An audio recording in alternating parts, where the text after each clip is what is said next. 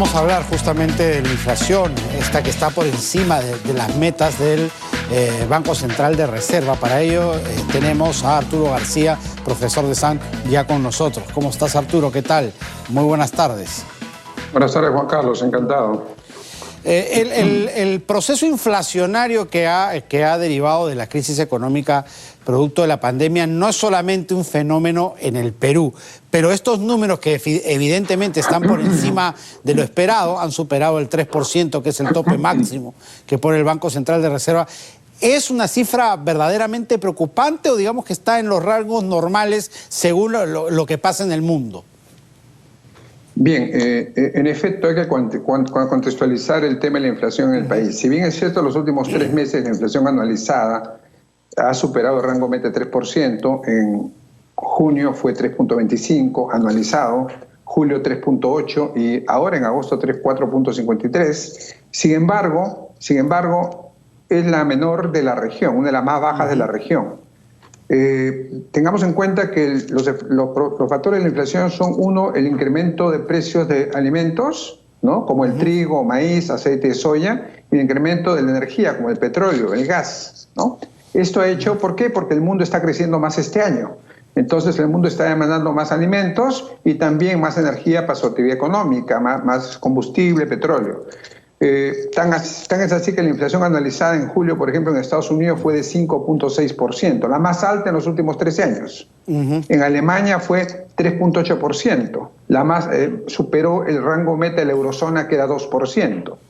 Y los países de la Alianza del Pacífico, como México, Chile, Colombia, están entre 4 y 5.8. O sea, contextualizando, aún así, la inflación que tenemos es la más baja de la región y yo diría el continente, incluso en muchos países desarrollados.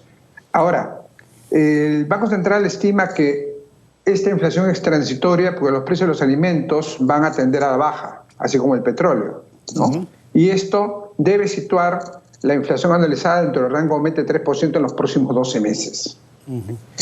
Perfecto. Ahora, sí, ahora más importante, o tan importante como más importante que el tema de la cifra en sí, es el tema de las expectativas. El Banco Central prudentemente incrementó la tasa de referencia de 0.25 a 0.5 en agosto y a partir del 1 de septiembre elevó las tasas de encaje para disminuir las expectativas y presión inflacionaria. Sin embargo, creo que es importante el tema de la confianza en los mercados, ¿no? Y por eso un tema importante, por ejemplo, es la elección de una vez del directorio del Banco Central de Reserva. Claro, y ver si finalmente Velarde se queda o no se queda, que según lo que ha dicho el ministro de Economía, Pedro Franque, y el propio presidente de la República, esa es la intención. ¿Eso podría, tú crees, poner paños fríos y calmar un poco la volatilidad interna, que es la que está sumando a la volatilidad externa o a los precios elevados a nivel mundial, más crisis todavía? Bien, los factores de la inflación son, uno, los precios internacionales que hemos dicho, alimentos y energía, y dos, el tipo de cambio, que este año ha crecido de 3.62 a 4.08, 12.8% en estos 8 meses.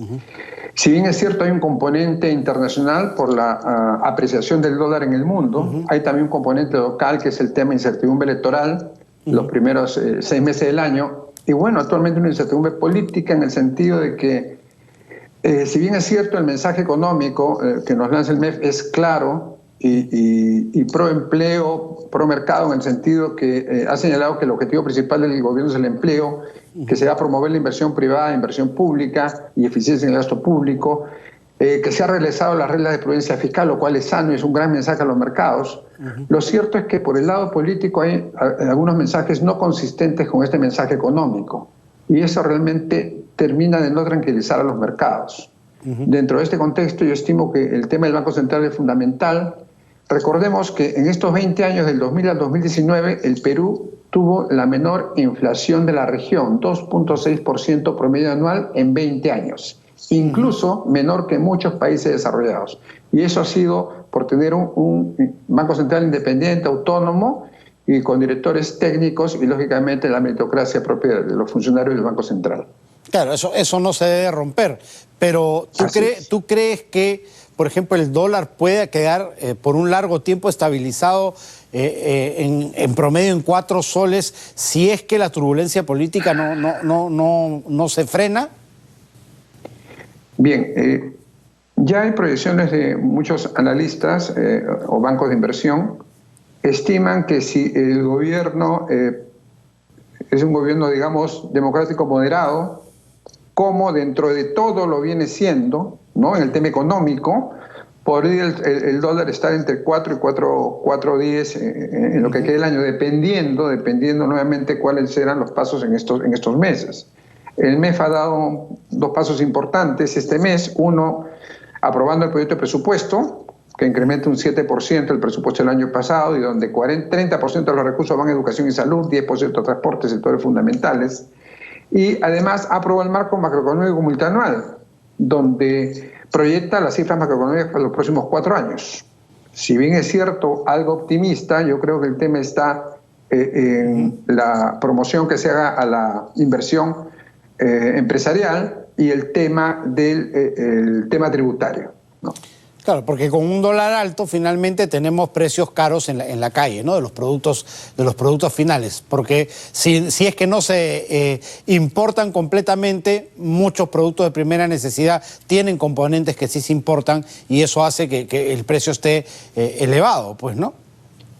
En efecto, el 40%, por ejemplo, de la canasta básica tiene componentes importados. Me refiero que hay insumos que influyen en el costo de los alimentos. Ya hemos comentado, trigo, claro, trigo para el pan, aceites, maíz para los pollos, etcétera, harinas, ¿no? Claro. Así es, todo ello. Y además el tema del combustible. Recordemos que el costo de transporte es importante y recordemos también que un insumo importante para el sector empresarial o la industria es el combustible, ¿no? Para el tema de la línea de producción. Entonces, es importante, pues, el tema de estabilidad en el ambiente, digamos, económico y político. Claro. Para que realmente aprovechemos el entorno internacional favorable que tenemos, el superciclo de los metales, ¿no? Sí, claro. Así es. Sí, y resumiendo, mucha de la tarea la tiene el propio gobierno, ¿no? Dando estabilidad, porque con precios caros y optando por salidas absolutamente antitécnicas como subsidiar o controlar precios, ese sería el camino equivocado, ¿no? Que ya sabemos qué resultados trae. En efecto, ya el país ha tenido experiencias propias de lo que es un Estado empresarial y lo que es un Estado controlador de precios, ¿no? Ahora también tengamos en cuenta que, lógicamente, el efecto de la inflación afecta más a las personas de menores ingresos porque son las que destinan un porcentaje mayor de sus ingresos a la canasta básica o a alimentos. Entonces, el tema, pues, de estabilidad y promoción del empleo es fundamental. Correcto. Muchísimas gracias, Arturo, como siempre. Ok, encantado, Juan Carlos. Arturo García, profesor de SAN, ha estado con nosotros. Cerramos así nuestro bloque económico.